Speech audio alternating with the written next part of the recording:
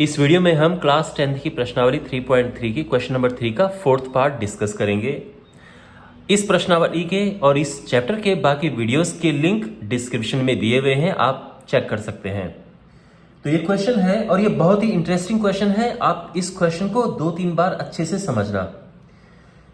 एक नगर में टैक्सी के भाड़े में एक नियत भाड़े के अतिरिक्त चली गई दूरी पर भाड़ा सम्मिलित किया जाता है।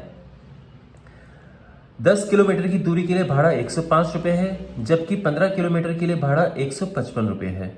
नियत भाड़ा तथा प्रति किलोमीटर भाड़ा क्या है? एक व्यक्ति को 25 किलोमीटर यात्रा करने के लिए कितना भाड़ा देना पड़ेगा? तो देखो, ऐसा है कि यहां पे नियत भाड़ा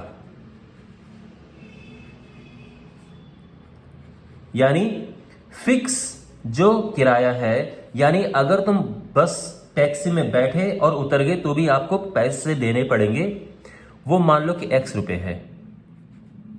आप समझ गए?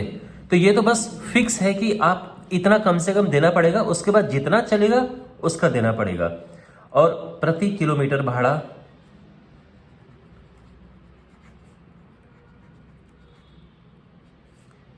ये है y रुपए। समझ गए आप?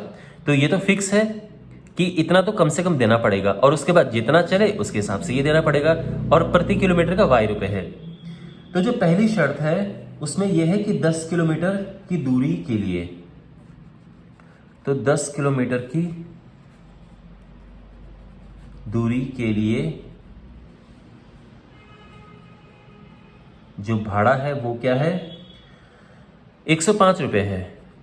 इसका क्या मतलब है? इसका मतलब ये है कि देखो, x तो आपको देना ही पड़ेगा, इसका दूरी से कोई संबंध नहीं है, ये तो बस देना ही है, कम से कम है। अब 1 किलोमीटर का भाड़ा है y रुपये, तो 10 किलोमीटर का भाड़ा कितना हो गया? 10y, और ये टोटल भाड़ा हो गया 105। ये समीकरण नंबर 1 आ गया, सिंपल। उसके बाद है 15 किलोमीटर के लिए भाड़ा,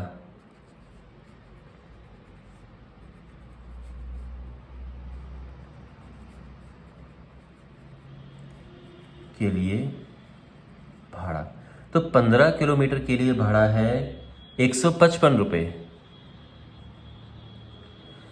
तो कैसे करेंगे? तो ये तो फिक्स है, और उसके बाद 15 किलोमीटर के लिए हो गया 15y, और ये है 155। और अब हमारे पास समीकरण नंबर 1, समीकरण नंबर 2 है, इसको हल करना है, x और y निकालना है। ठीक है?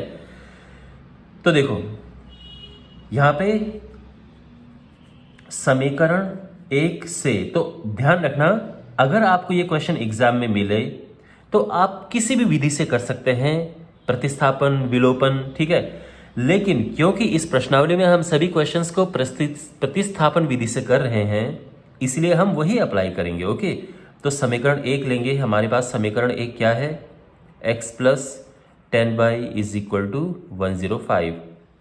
x आ जाएगा 105 माइनस 10y।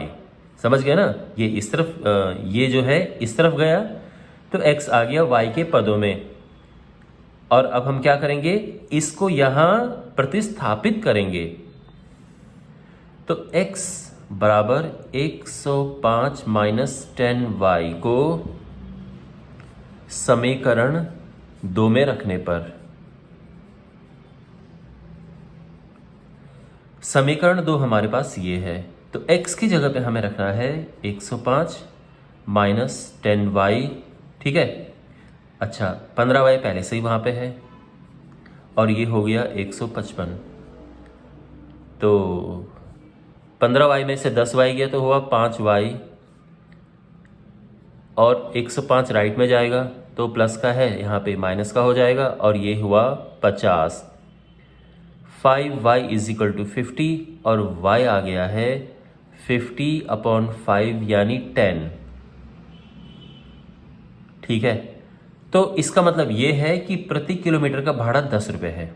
अच्छा, अब हमें x भी निकालना है, तो y इज इक्वल टू 10 जो है, अब देखो y का मान आप यहां भी रख सकते हैं, यहां भी रख सकते हैं, और यहां भी रख सकते हैं, लेकिन सबसे आसान यहां रखना है। तो इसको समीकरण 3 में रखने पर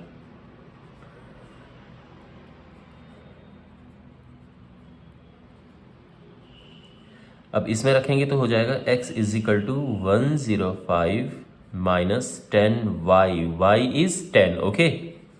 तो ये है 105, 10 गुणा 10 होता है 100, और ये आ गया 5। तो हमारे पास y और x आ गए हैं। इसका मतलब ये है कि जो नियत भाड़ा है वो x था, यानी 5 रुपये है, और प्रति किलोमीटर भाड़ा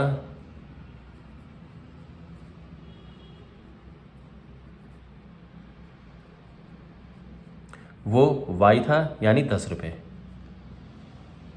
ठीक है। अब इस क्वेश्चन का जो सेकंड पार्ट है कि 25 किलोमीटर यात्रा करने के लिए कितना भाड़ा देना होगा। तो यहां पे